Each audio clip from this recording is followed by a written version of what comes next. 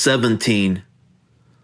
A moon half gone from the full glowed through a ring of mist among the high branches of the eucalyptus trees on Laverne Terrace. A radio sounded loudly from a house low down the hill. The boy swung the car over to the box hedge in front of Geiger's house, killed the motor and sat looking straight before him with both hands on the wheel.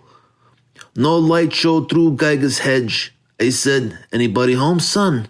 "You ought to know." "How would I know?" "Go fuck yourself." That's how people get false teeth. He showed me his in a tight grin. Then he kicked the door open and got out. I scuttled out after him. He stood with his fists on his hips, looking silently at the house above the top of the hedge. "All right," I said. "You have a key. Let's go on in." "Who said I had a key?" "Don't kid me, son. The fag gave you one. You've got a nice, clean, manly little room in there. He shooed you out and locked it up when he had lady visitors. He was like Caesar, a husband to women and a wife to men. Think I can't figure people like him and you out?" I still held this automatic more or less pointed at him, but he swung at me just the same. It caught me flush on the chin. I backstepped fast enough to keep from falling, but I took plenty of the punch. It was meant to be a hard one, but a pansy has no iron in his bones, whatever he looks like. I threw the gun down at the kid's feet and said, "Maybe you need this." He stooped for it like a flash. There was nothing slow about his movements. I sank a fist in the side of his neck. He toppled over sideways, clawing for the gun and not reaching it. I picked it up again and threw it in the car. The boy came up on all fours, leering with his eyes too wide open. He coughed and shook his head. "You don't want to fight," I told him. "You're giving away too much weight." He wanted to fight. He shot at me like a plane from a catapult, reaching my knees in a diving tackle. I sidestepped and reached for his neck and took it into chancery. He scraped the dirt hard and got his feet under him enough to use his hands on me where it hurt. I twisted him around and heaved him a little higher. I took hold of my right wrist with my left hand and turned my right hip bone into him, and for a moment it was a balance of weights. We seemed to hang there in the misty moonlight, two grotesque features whose feet scraped on the road and whose breath panted with effort. I had my right forearm against his windpipe, now in all the strength of both arms in it. His feet began a frantic shuffle and he wasn't panting anymore. He was iron-bound. His left foot sprawled off to one side and the knee went slack. I held on half a minute longer. He sagged on my arm, an enormous weight I could hardly hold up. Then I let go. He sprawled at my feet, out cold. I went to the car and got a pair of handcuffs out of the glove compartment and twisted his wrists into him and snapped them on. I lifted him up by the armpits and managed to drag him in behind the hedge, out of sight from the street. I went back to the car and moved it 100 feet up the hill and locked it. He was still out when I got back. I unlocked the door, dragged him into the house, shut the door. He was beginning to gasp now. I switched the lamp on. His eyes fluttered open and focused on me slowly.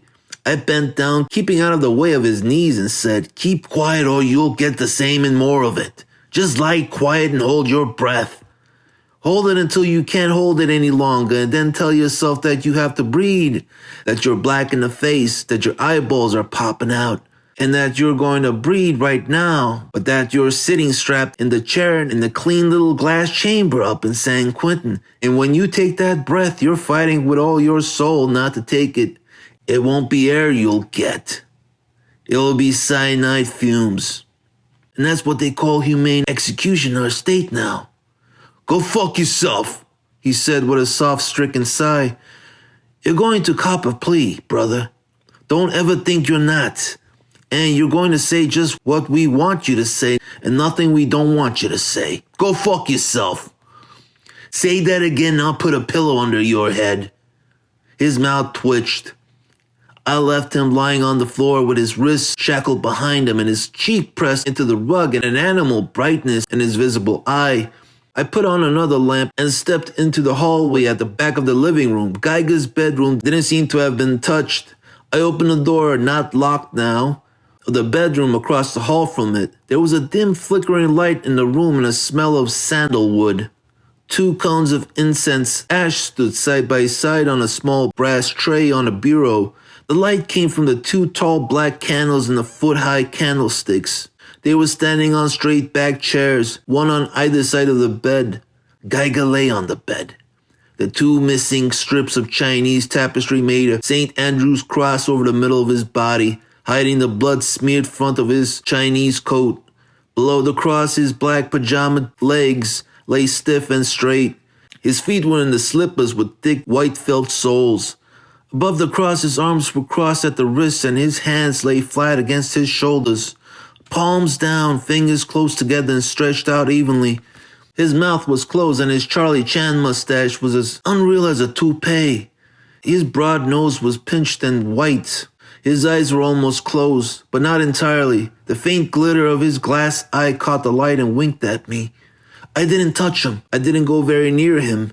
He would be cold as ice and as stiff as a board. The black candles guttered in the draft from the open door. Drops of black wax crawled down their sides. The air of the room was poisonous and unreal. I went out and shut the door again and went back to the living room. The boy hadn't moved. I stood still, listening for sirens. It was all question of how soon Agnes talked and what she said. If she talked about Geiger, the police would be there any minute, but she might not talk for hours. She might have even got away. I looked down at the boy. "Want to sit up, son?" He closed his eyes and pretended to go to sleep. I went over to the desk and scooped up the mulberry-colored phone and dialed Bernie Oll's office. He had left to go home at 6 o'clock. I dialed the number for his home. He was there. "This is Marlowe," I said. "Did your boys find a revolver on Owen Taylor this morning?" I could hear him clearing his throat, and then I could hear him trying to keep the surprise out of his voice. "That would come under the heading of police business," he said. "If they did, it had 3 empty shells in it." "How the hell did you know that?" Olds asked quietly.